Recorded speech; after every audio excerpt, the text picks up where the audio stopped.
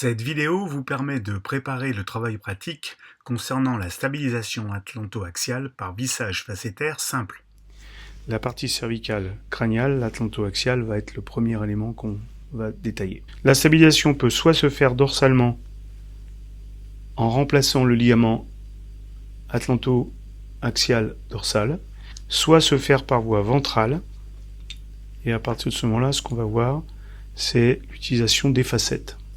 Les axes pour la stabilisation atlanto-axiale sont définis par l'anatomie et on considère que entre l'axis et l'atlas, on doit se situer à peu près à 30-40 degrés à droite comme à gauche pour respecter la moitié de la facette et son vissage dans un axe qui évite le foramen alaire et également le canal vertébral. On va faire rentrer une vis au milieu des facettes à 50% et avec un angle de 30 degrés, monter en direction du pédicule. L'objectif va être de mettre en place une vis comme ceci, en évitant le foramen alaire et donc de ce foramen alaire l'artère vertébrale qui passe dedans. Alors, on a réalisé l'abord entre l'atlas et l'axis. On est ici sur la lame ventrale de l'atlas, donc l'arc ventral avec sa protubérance ventrale, un petit crochet ici sur lequel en le palpant on vient se piquer le doigt. Et puis on a l'axis qui montre une crête sagittale et une protubérance ventrale en région caudale. Le respect de cet alignement est primordial au moment de la réduction. Sur des animaux atteints d'instabilité atlanto-axiale, qu'elle soit ligamentaire ou qu'elle soit structurelle comme une agénésie de la dent, on va le monter ici sur un cadavre. On a ici la dent de l'axis qui prolonge le corps de la vertèbre et qui est immobilisée par les ligaments transverses apicales et alaires. On voit qu'ici le ligament est intègre et on voit surtout que la dent est en prolongement du corps de l'axis.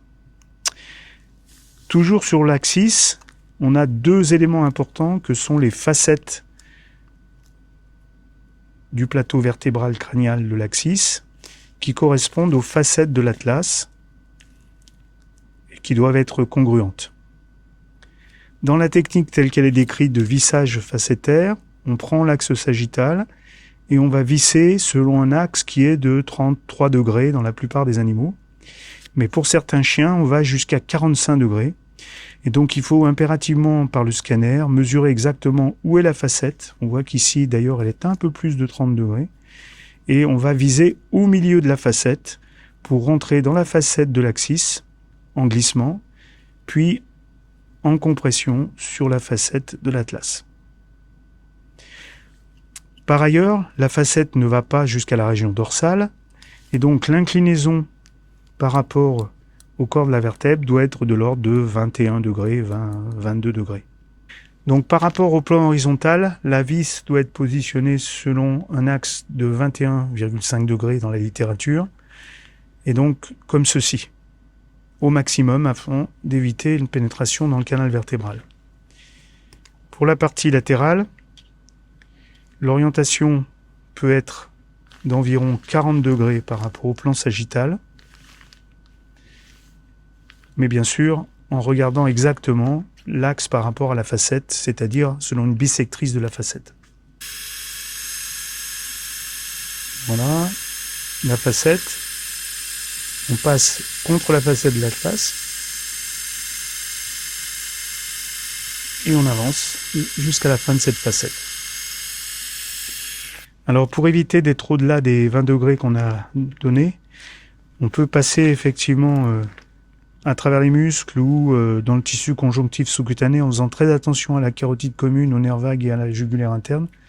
Et ça permet de visser en respectant un angle inférieur aux 20 degrés.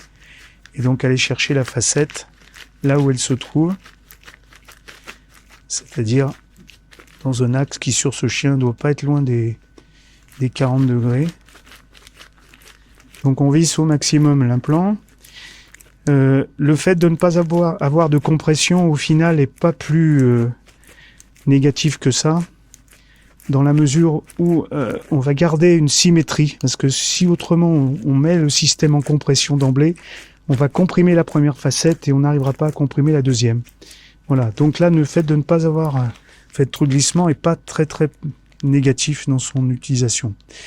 Ensuite, certains vont réaliser une arthrodèse en fraisant le cartilage qui est ici. Donc on va fraiser cette région du cartilage. On va aller prélever sur les grands tubercules huméraux et mettre en place le greffon dans cette même région.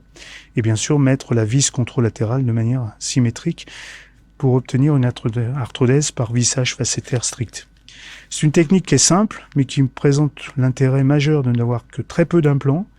Donc on va refermer le muscle long du cou, ça va être très stable très vite, et la fusion est obtenue à partir du moment où il y a de l'os, c'est-à-dire sur un jeune animal, ça ne marche pas. Par contre, sur un animal comme ici avec de l'os, ça a une bonne tenue, et ça suffit à obtenir l'arthrodèse. Ce contrôle radiographique montre le résultat d'une telle intervention.